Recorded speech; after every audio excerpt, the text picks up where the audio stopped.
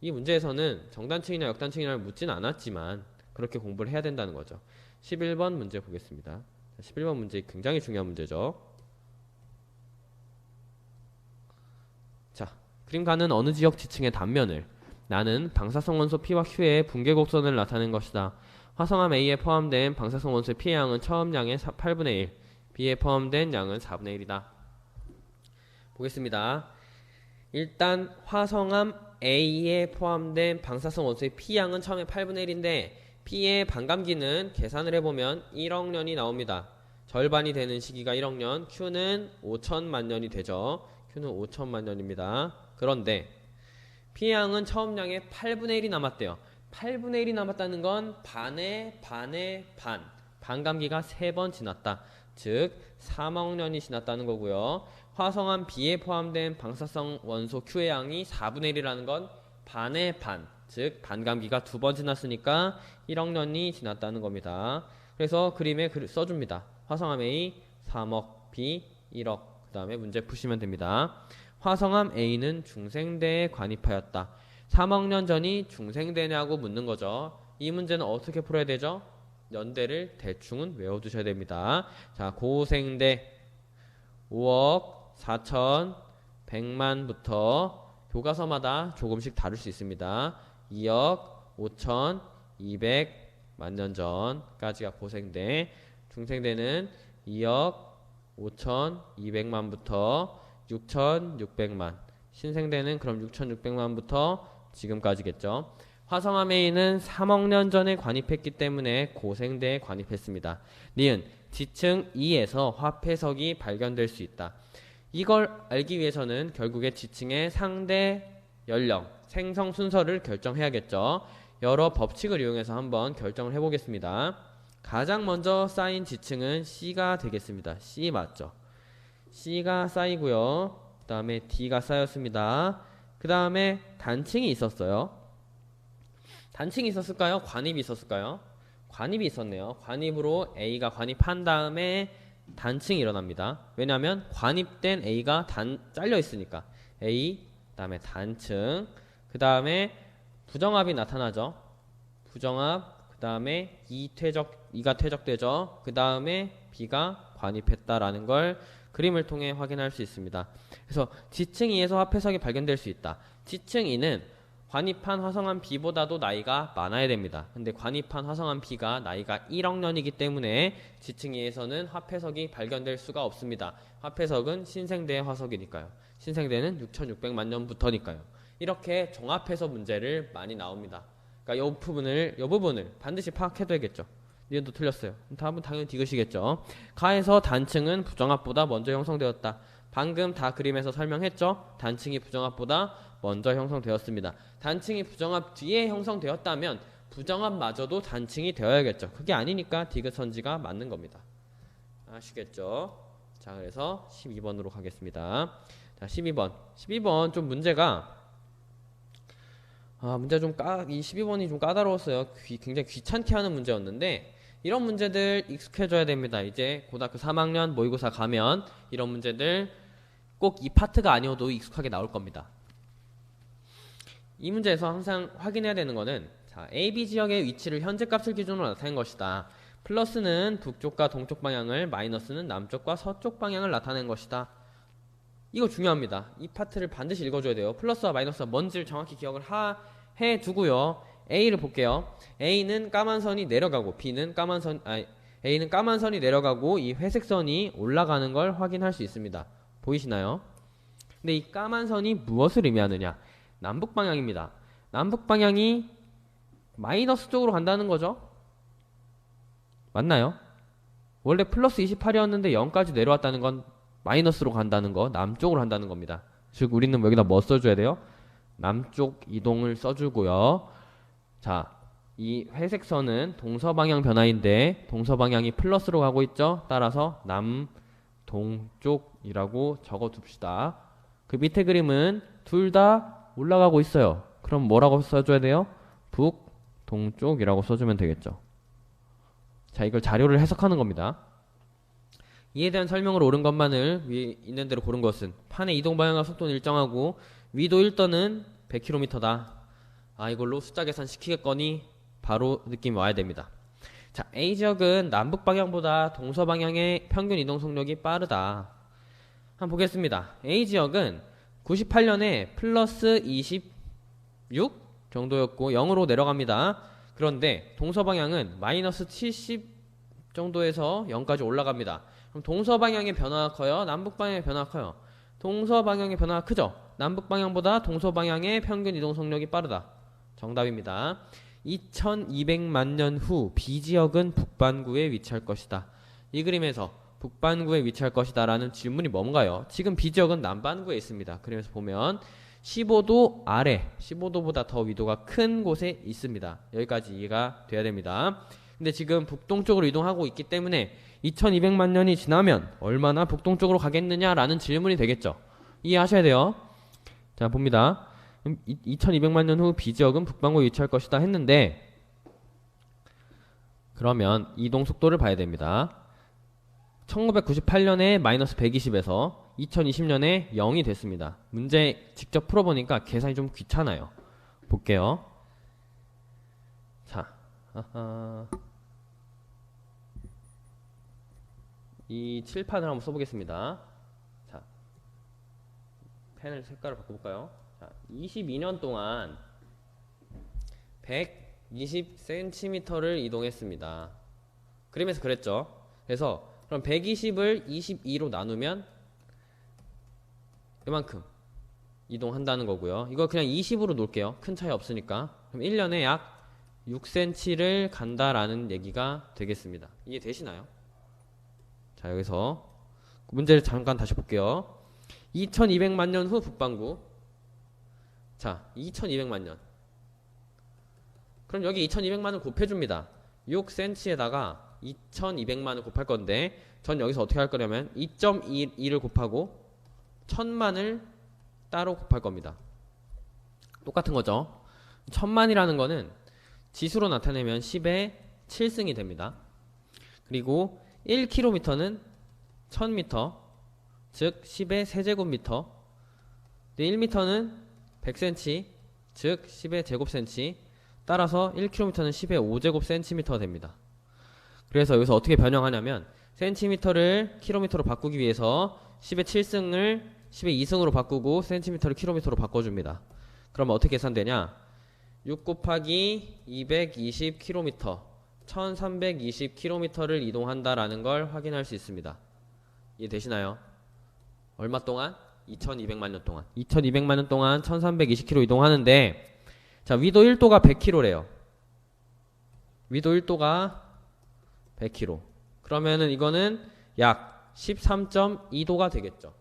13.2도 올라가면 지금 남이 15도보다 큽니다. 즉 한 16, 17도 정도 돼요. 그래서 13.2도 올라가 봤자 북반구에 못 갑니다. 그래서 니은이 틀렸어요. 자, 문제에서 이거 2.2인데 2.0으로 해서 큰 거 아니냐? 틀린 거 아니냐? 봐봐요. 22를 20으로 줄였죠. 그래서 이동 속력이 계산을 해보면 빨라진 겁니다. 더 빠르게. 그러니까 실제 값보다도 더 빠르게 계산했는데도 안 돼요. 그러면 더 느리게 계산하면 당연히 안 되겠죠. 그래서 니은은 틀렸습니다. 시험 문제에서 이렇게 애매하게 내지 않습니다. 2.2를 2로 바꿔서 풀어도 대부분 맞게 해줄 겁니다. 이렇게 복잡한 계산, 그 미묘하게 틀리게는 내지 않습니다. 그래서 그래서 니은 2200만 년 후 B지역은 북반구에 위치할 것이다가 틀렸죠. A와 B지역 사이의 거리는 2020년이 1998년보다 가깝다. 자, 이거 볼게요. A는 남동쪽으로 이동하고 있고요. B는 북동쪽으로 이동하고 있어요. 그러니까 A랑 B가, A는 남쪽으로 이동하고 있고 B는 북쪽으로 이동하고 있잖아요. 따라서 점차 가까워질 겁니다. A는 내려가고 B는 올라가니까요. 그렇게 이 문제를 생각해 주셔야 됩니다. 그래서 12번 같이 풀어봤고요. 12번이 좀 계산이 많이 복잡했습니다. 13번 문제 보겠습니다. 자, 그림가는 우리나라에 영향을 주는 기단을 분류하는 과정을 나는 날씨와 관련된 뉴스를 나타낸 것이다. 가. 한랭한 기단인가? 건조한 기단인가? 이거 묻는 거는 우리 기단이 4가지가 있습니다. 우리나라 주변에 영향을 주는 기단이 시베리아, 양쯔강, 그 북태평양, 그 다음에 순간적으로 기억이 안 나는데 오호츠크의 기단이죠. 이렇게 네 가지 기단이 있습니다. 자, 그러면 한랭한 기단인가? 예. 그럼 오호츠크해랑 뭐가 있죠? 시베리아 기단이 있겠죠. 그 다음에 한랭한 기단이 아니에요. 그러면은 북태평양이랑 양쯔강이 있는데 건조하냐? 아니요. 건조하지 않은 건 뭐겠어요? 북태평양이겠죠. 여름에 영향을 주는. B는 양쯔강이겠죠. 다 구했습니다. 장마전선을 형성하는 가는 기역에 적합하다. 자, 한랭한 기단 중에 시베리아 기단과 오호츠크의 기단 중에 장마전선을 형성하는 기단은 오호츠크의 기단이 맞습니다. 따라서 기역에 적합하다라고 얘기할 수 있겠죠. 나의 뉴스가 나오는 계절. 나의 뉴스, 서울 오늘 밤 첫 열대야가 나오는 계절에는 여름이잖아요. 여름에는 기단 B의 영향을 받는다. 여름 중에서도 한여름이죠. 열대야가 나온다는 건. 양쯔강의 영향을 받지 않습니다. 양쯔강은 봄, 가을에 영향을 주죠. 따라서 기단 B가 아니라 A라고 해야 되고 니은 틀렸죠. 기단 C의 영향을 받을 때, 시베리아 기단의 영향을 받을 때 우리나라 서해안 지역에 폭설이 내릴 수 있다. 이거 맞습니다. 이거는 뭐라고 다루냐면 기단의 변질이라고 하면서 교과서에서 다루고 있습니다. 다들 보셨을 거예요. 그 한랭 건조한 시베리아 기단이 우리나라 서해안을 지나오면서 열과 수증기를 받아 기단이 변질되어 서해안 쪽에 폭설을 내릴 수 있는 이러한 형태가 나타난다. 이러한 기단의 변질이 나타난다는 표현 들어보셨을 겁니다. 그 부분도 같이 학습을 해두셔야 되고요. 14번 보겠습니다. 그림은 어느 온대저기압에 동반된 온난전선과 한랭전선의 상대적인 물리량을 나타내는 것이고요. 나는 두 전선 중 한 전선 부근에서 형성되는 구름이 표현된 우표이다. 우표라는 건 전혀 중요한 게 아니고 우표에 뭐라고 써있는지만 보면 돼요. 정란운. 끝났습니다. 정란운은 어느 전선에서 나옵니까? 한랭이죠. 한랭전선에서 자주 나옵니다. 근데 문제는 가에서 한랭전선과 온난전선을 구분해야 된다는 거죠. 이러한 형태의 그래프, 이러한 XYZ축이 있는 입체적인 그래프는 잘 안 보셨을 테니까 조금 해석을 해보셔야 되는데 0에서 멀어질수록 물리량이 크대요. 우린 이것만 보면 됩니다. 전선의 기울기가 크다, 작다, 전선에 의한 강수구역이 넓다, 좁다, 뭐 이런 식으로 표현이 된 것 같아요. 전선의 기울기가 큰 게 뭔가요? 요게 한랭전선입니다. 따라서 전선 A가 한랭이겠죠. 기억 맞고요. 전선의 이동 속도는 기역에 적합한 물리량이다. 생각을 해보는 겁니다. 자, 기역에 들어가면 전선 A는 크고 B는 작아야 돼요. 전선의 이동 속도는 한랭전선이 빠른가요? 온난전선이 빠른가요? 한랭전선이 빠르기 때문에 나중에 온대저기압이 없어질 때, 폐색전선이 될 때는 한랭전선이 온난전선을 따라잡으면서 폐색이 되죠. 따라서 전선의 이동 속도는 기역에 적합한 물리량이 맞습니다. 디귿. 나의 구름은 전선 A보다 B 부근에서 잘 형성된다. 아까 바로 써놨죠? 정란운 보자마자 한랭전선.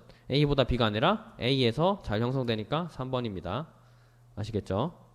자, 15번 보겠습니다.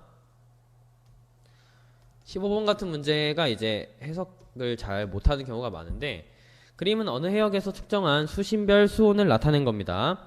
이에 대한 설명으로 옳은 것만을 골라야 되는데 기억, 수온 약층은 4월보다 8월에 더 발달한다. 자, 수온 약층의 정의가 뭡니까? 수온 약층이 뭐죠? 혼합층과 심해층 사이에서 수온이 깊이가 깊어짐에 따라 급격히 낮아지는 층이 수온 약층이라고 얘기할 수 있습니다. 맞죠? 근데 이게 4월보다 8월에 더 발달한다 라고 묻고 있어요. 자, 4월에 보면 4월은 0m, 50m, 100m까지 온도가 비슷하고요. 200m에서 온도가 확 떨어져 있죠. 그러니까 여기가 100m, 여기 200m입니다. 8월을 볼게요. 8월은 여기가 0m, 그 다음에 50m, 100m, 150m. 자, 8월에는 0m부터 150m까지 수온이 쭉쭉 떨어집니다. 근데 4월에는 0, 50, 100은 비슷하고 그 다음에 100에서 200으로 갈 때만 떨어져요. 그렇죠? 그럼 수온 약층이 더 발달하는 거는 수온이 쭈루룩 떨어지는 8월일까요? 100m까지는 비슷하다가 한번 100에서 200 갈 때 떨어지는 4월일까요? 쭉쭉 수온이 떨어지는 8월에 수온 약층이 더 발달한다 라고 얘기할 수 있습니다. 지금 이 그림은 자, 수심별 수온을 나타냈기 때문에 이렇게 나타난 거고요. 그러니까 월별, 월이 X축, 그 다음에 이 그림별로 수심을 넣어놓고 수온을 나타낸 그래프가 이렇게 나타낸 거고, 이걸 다르게 나타낼 수 있습니다. 예를 들어 x축이 수온이고 이렇게 수온을 나타내고, 아래로 내려갈수록 깊이를 나타내고, 그 다음에 이런 식으로 우리가 얘는 1월, 얘는 2월 이런 식으로 그래프를 나타냈다면 그래프가 이런 식으로 나타날 거라는 걸 알 수 있죠. 우리가 평상시에 보던 그래프 있잖아요. 그걸 생각해 줘야 됩니다. 이게 평상시에 보던 그래프가 아니기 때문에 조금 어려울 수 있어요. 그래서 기억은 맞다라고 설명드렸고요. 수온의 연교차는 0m보다 200m에서 크다. 이거 간단합니다. 0m의 연교차를 봅니다. 0m는 요거죠. 수온이 올라갔다가 내려갔죠. 200m는 수온의 편차가 별로 크지 않습니다. 즉 연교차가 작다는 거죠. 0m보다 200m에서 크다? 틀렸습니다. 디귿. 혼합층의 두께는 12월보다 10월에 두껍다. 자, 혼합층의 두께는 12월이 두꺼울까요? 10월이 두꺼울까요? 이 그래프를 잘못 해석하면 여기가 예를 들어 혼합층이 이거고 얘는 뭐 10월에는 이건가? 이런 식으로 잘못 해석하는 경우에 이런 거 문제를 틀릴 수가 있는데요. 혼합층은 이 층의 두께를 얘기하는 거죠. 혼합층의 두께를 얘기하고 있잖아요. 자, 12월은 0m에도 15도 근처, 50m에도 15도 근처, 100m에도 15도 근처잖아요.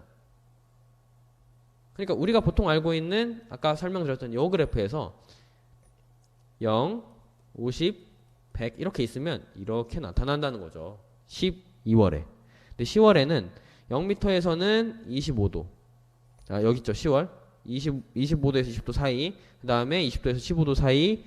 그 다음에 100m에서는 15도에서 10도 사이. 이런 식으로 나타난다는 겁니다. 이렇게 나타난다고 표현해야겠죠. 이게 10월, 이게 12월. 따라서 혼합층은 12월에서 두껍다라고 얘기를 해줘야 됩니다. 그러니까 이 그래프가 평상시에 보던 그래프가 아니기 때문에 이 의미를 잘못 파악할 수가 있어요. 두께에 따라서 나타낸 그래프가 아니라 지금 시간, 월별 나타낸 그래프이기 때문에 그래프를 제대로 해석할 수 있어야 됩니다.